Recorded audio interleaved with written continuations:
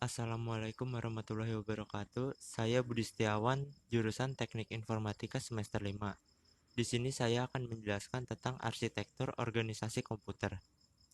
Tujuan instruksionalnya itu yang pertama, mahasiswa mampu memahami pengertian dari organisasi dan arsitektur komputer serta struktur dan fungsi komputer. Yang kedua, komputer sebagai sebuah sistem yang berhierarki. Yang ketiga, komputer dapat dianggap sebagai struktur sejumlah komponen beserta fungsinya yang dijelaskan sebagai fungsi kolektif, struktur, dan fungsi internalnya. Arsitektur dan organisasi. Arsitektur adalah atribut yang berhubungan dengan programmer. Contohnya yang pertama kumpulan bit. Jumlah bit yang digunakan untuk representasi data, mekanisme input-output, dan teknik pengalamatan organisasi. Bagaimana suatu perangkat dapat diimplementasikan. Contohnya sinyal kontrol, interface, dan memori. Contoh dari sinyal kontrol, interface, dan memori adalah penambahan hardware baru atau penambahan hardware secara berulang. Yang kedua, instruksi perkalian diimplementasikan secara hardware atau dikerjakan dengan penambahan secara berulang. Fungsi dan struktur.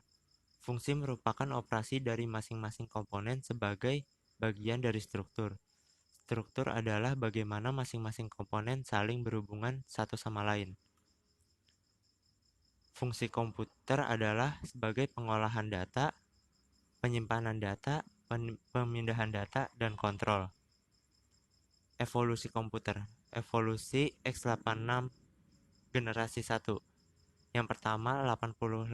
Generasi pertama masih menggunakan 8 bit data, digunakan sebagai komputer personal. Yang kedua 8086 5 MHz 29.000 transistor, lebih canggih dan menggunakan 16 bit data. Yang ketiga 80286 sudah menggunakan 16 MB memori beralamat sampai 1 MB. Yang keempat 80386 sudah menggunakan 32 bit dan mendukung multitasking. Yang kelima 80486 lebih canggih, dibangun dalam match coprocessor. Evolusi yang kedua x86.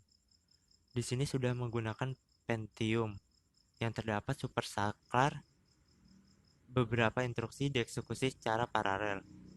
Dan yang keduanya menggunakan Pentium Pro meningkatkan organisasi supersaklar agresif register renaming.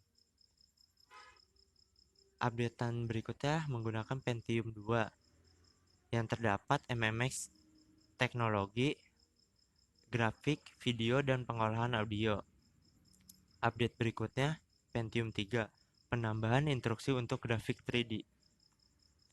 Evolusi x86 yang ketiga.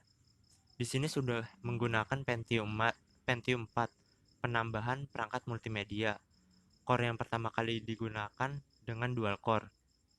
Update berikutnya Core 2 arsitektur 64 bit.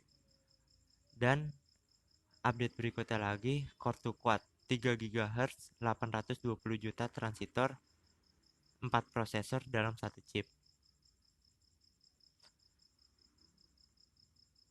Komponen-komponen utama komputer yaitu CPU, memori, input-output, dan interkoneksi.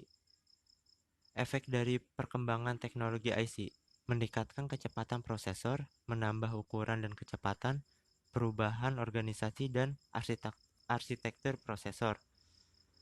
Karakteristik dari family komputer sama atau identik dengan instrukturnya. Yang kedua sama atau identik. Yang ketiga bertambahnya kecepatan. Yang keempat bertambahnya jumlah port input output. Yang kelima adalah bertambahnya ukuran memori.